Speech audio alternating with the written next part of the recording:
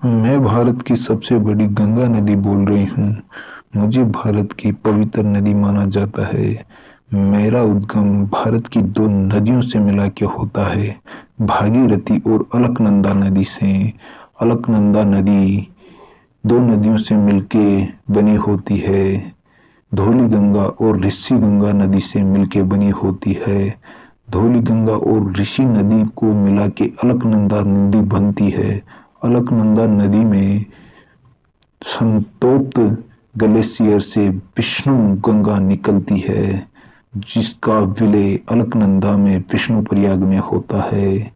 अलकनंदा नदी के किनारे बद्रीनाथ, दाएं किनारे की तरफ बद्रीनाथ का मंदिर है और नंद प्रयाग में नंद नदी का विलय अलकनंदा नदी में होता है और पिंडार नदी का विलय अलकनंदा नदी में कर्ण प्रयाग में होता है और मंदाकिनी नदी के किनारे केदारनाथ का मंदिर बना हुआ है। मंदाकिनी नदी का विलय अलकनंदा नदी में रुद्रप्रयाग में होता है और आगे देवप्रयाग तक जाता है। देवप्रयाग में भागीरथी और अलकनंदा नदी का विलय होने पर यह गंगा का रूप लेती है और भागीरथी नदी ये भागीरथी से पहले जाह्नवी नदी के रूप में जानी जाती है।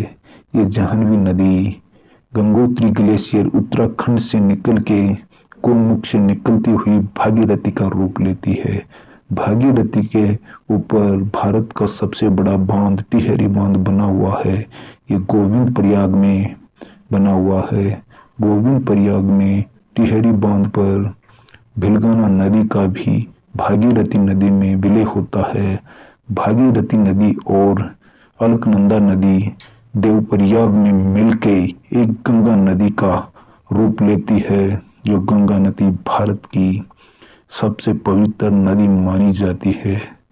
मैं गंगा नदी देवप्रयाग उत्तराखंड से आगे चल के मैं यूपी राज्य से निकलती हुई बिहार में जाती हूँ, जहाँ बिहार में भागलपुर नामक स्थान पर मेरे ऊपर विक्रमशिला अभ्यारण्य बना हुआ है।